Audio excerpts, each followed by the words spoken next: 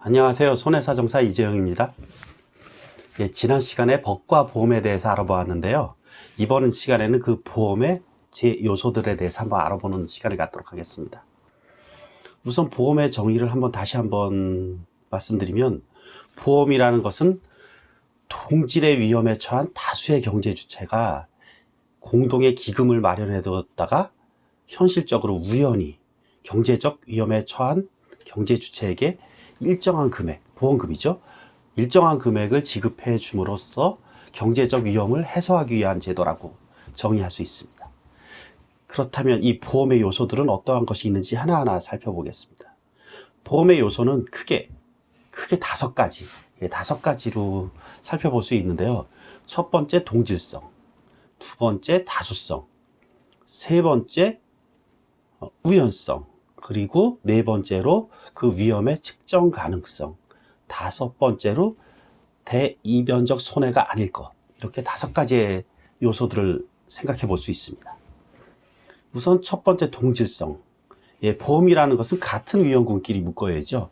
예를 들어서 암보험은 암보험, 자동차 보험은 자동차 보험, 이렇게 같은 위험인데 가끔 이미 사고가 발생한 위험이 있죠.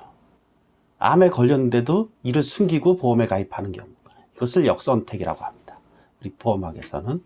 그리고 자동차 보험, 음주나 무면허 운전, 이런 거는 정상적으로 운전하는 사람들하고 같은 위험군이라고 볼 수 없죠. 이런 거 당연히 이러한 위험은 원칙적으로 배제시키는 것이 원칙입니다. 그리고 다수성, 이 개는 소수 모임이잖아요. 근데 이러한 소수 모임도 어떤 특정 경제 주체에게 돈을 몰아주잖아요. 보험도 개랑 비슷합니다. 하지만 보험은 다수성이라는 점에서 결정적인 차이가 나죠. 소수일 경우에는 그 위험이 측정 가능하지가 않습니다. 그 변수가 너무 심합니다. 그렇지만 자동차 사고 같은 경우, 자동차는 성인이라면 거의 대부분 누구나 운전하잖아요. 이러기 때문에 해년마다 그 사고 통계가 나오기 때문에 보험 가입자에게 얼마만큼의 보험료를 부담시켜야 될지, 이것이 어느 정도 예측 가능합니다. 즉 보험은 다수성을 요합니다. 속성으로.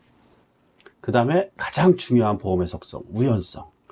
보험은 이미 발생한 사고나 고의 사고는 안 되죠. 당연히 고의 사고는 무조건 면책 사유입니다.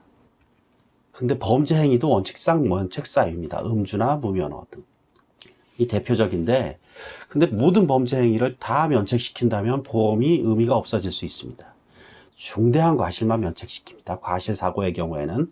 특히 배상 책임은 대부분 과실로 인한 손해를 끼치는 것이기 때문에 이 과실 사고를 다 면책시키진 않고, 아주 과실 사고 중에서도 좀 악의적이라고 볼 수 있는 것들이 있잖아요. 음주, 무면허, 이런 것들.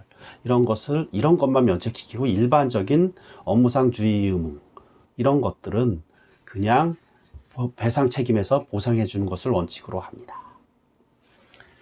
그 다음에 측정 가능해야 된다 그랬잖아요. 위험이 측정까지 가능하지 않은 위험.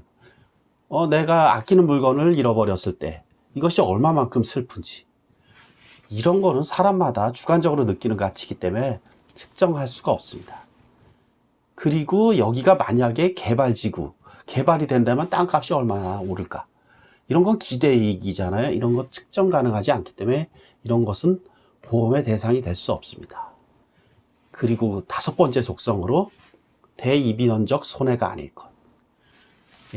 보험은 공동의 기금으로 현실적 위험이 발생한 경제적 주체에게 돈을 주는 거기 때문에 그 기금이 바닥이 나면 보험제도가 운영이 될 수가 없습니다. 기금이 바닥이 날 정도의 대재난, 무엇이 있을까요? 전쟁이 있잖아요. 전쟁, 이런 것은 우리 보험에서 부보할 수 없는 것입니다.